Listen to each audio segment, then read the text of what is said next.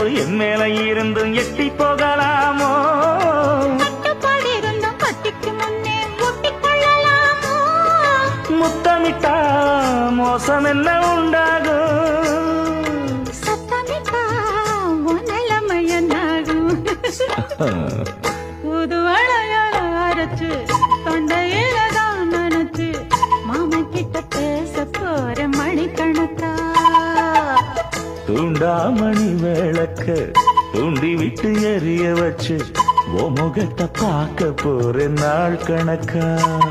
அந்த இந்திரன் சந்திரனும் மாமன் வந்தா எந்திரிச்சு நிக்கணும். அந்த ரம்பையும் ஊர்வசியும் மயிலுக்கு தொண்டுகள் செஞ்சிடணும்.